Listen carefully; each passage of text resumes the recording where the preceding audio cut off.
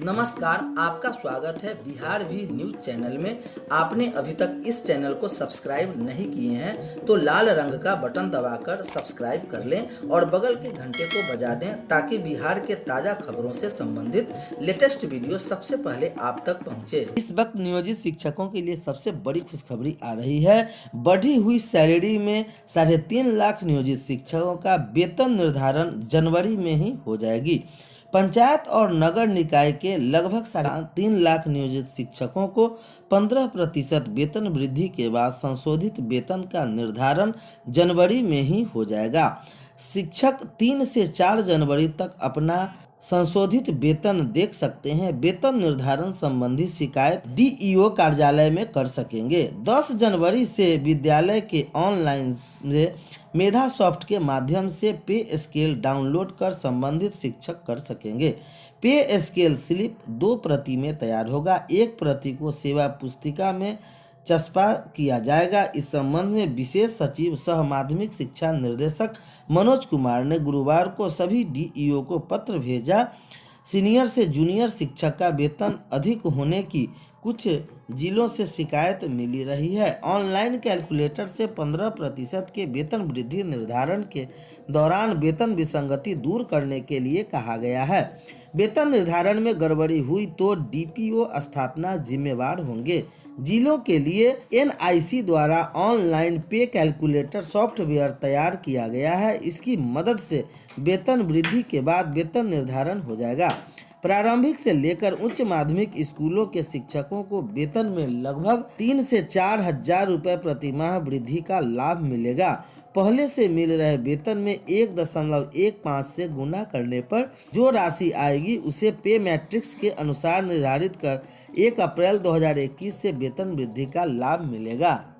एक और शिक्षकों के लिए बड़ी खबर आ रही है। शिक्षकों के वेतन विसंगति का मामला हुआ उजागर। एक वर्ष में ग्रेड पे और वेतन वृद्धि का लाभ लेकर बाद में बहाल होने वाले शिक्षकों का पहले के बहाल शिक्षकों से अधिक वेतन लेने का मामला सामने आया है। अलग अलग तरह के शिक्षकों के वेतन में इस तरह की विसंगति का मामला खुला है। इसे लेकर शिक्षा विभाग के अपर मुख्य सचिव ने निर्देश जारी किया है। 2015 में शिक्षकों के वेतनमान के साथ ग्रेड पे का भी निर्धारण किया गया।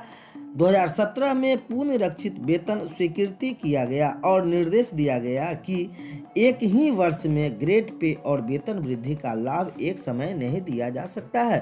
के बाद मुजफ्फरपुर समेत विभिन्न जिलों में एक ही वर्ष में विसंगति सामने आई है, जहां बाद में बहाल शिक्षकों को अधिक वेतन मिल रहा है जबकि पहले के बहाल शिक्षकों को कम वेतन मिल रहा है।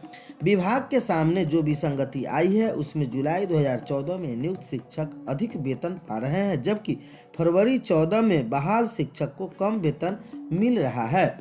फरवरी 2014 के शिक्षकों का 1 जनवरी 2018 को 20,740 रुपये वेतन दिखाया गया है। वही 1 जुलाई 2018 को जुलाई में बहाल शिक्षकों का वेतन 21,370 रुपये दिखाया गया है। उप सचिव शिक्षा विभाग ने निर्देश दिया है कि अभी ऑनलाइन कैलकुलेटर से 15% वेतन वृद्धि का निर्धारण होना है। इस निर्धारण से पहले इस विसंगति को दूर कर लिया जाए। विसंगति दूर कर ही इस बार वेतन वृद्धि होगी।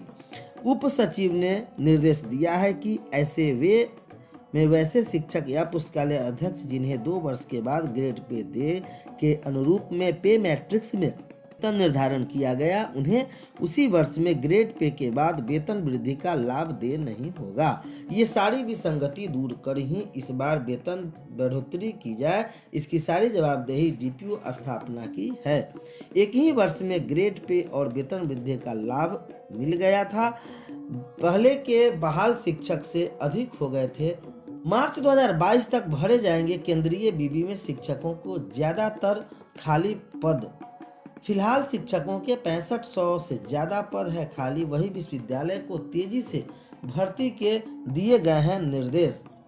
केंद्रीय विश्वविद्यालय में शिक्षकों के खाली पदों को भरने के लिए मिशन मोड में छेड़े गए अभियान को शिक्षा मंत्रालय ने और रफ्तार दी है। इसके तहत मार्च 2022 तक शिक्षकों के ज्यादातर खाली पदों को भरने का लक्ष्य तय किया गया है। इसे लेकर ज्यादातर विश्वविद्यालय में तेजी से काम शुरू हो गया है। भर्ती के लिए विज्ञापन जारी कर दिए गए हैं। ऐसे में साफ है कि नया शैक्षणिक सत्र शुरू होने से पहले केंद्रीय विश्वविद्यालयों में शिक्षकों के खाली पदों को भर दिया जाएगा। खास बात यह है कि शिक्षा मंत्रालय के अंदर ही इस पूरी प्रक्रिया की निगरानी के लिए एक टीम लगाई गई है जो साप्ताहिक आधार पर प्रगति की समीक्षा कर रही है।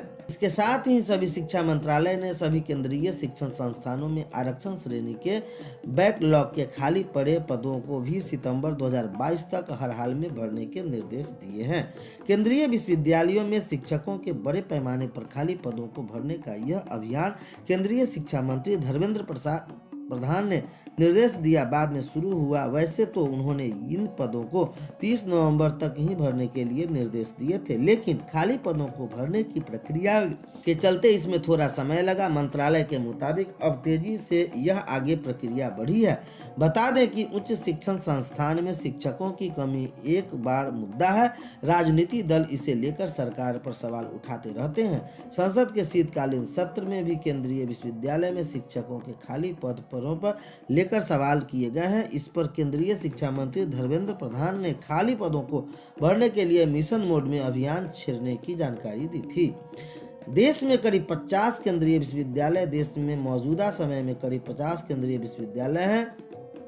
इनमें अकेले शिक्षकों के ही 6500 से ज्यादा पद खाली पड़ा है। इनमें प्रोफेसर के 2400 पद और असिस्टेंट प्रोफेसर के 2400, प्रोफेसर के 1400 पद तथा असिस्टेंट प्रोफेसर के करीब 24 पद हैं। इसके साथ ही इंदिरा गांधी केंद्रीय मुक्त विवि में शिक्षकों के करीब 150 पद खाली पड़ा हुआ है।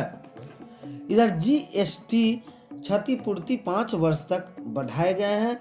वित्त मंत्री के साथ बजट पूर्व बैठक में राज्यों ने रखे अपने अपने आग्रह का सुझाव।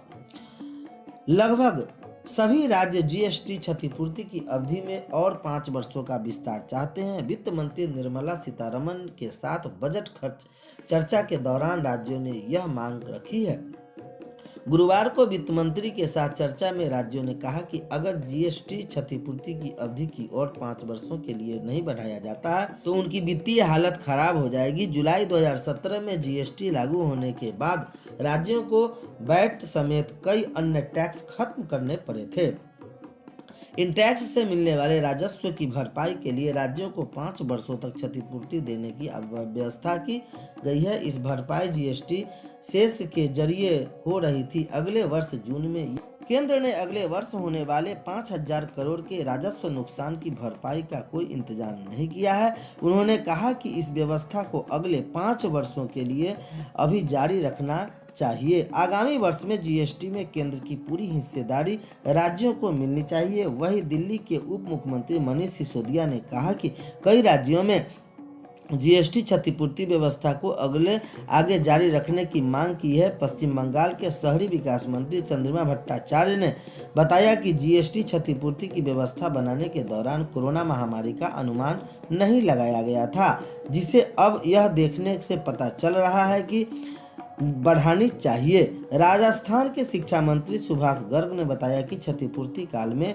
2026-27 तक बढ़ाने की राज्यों की मांग बिल्कुल जायज है और केंद्र को इस पर विचार करना ही चाहिए।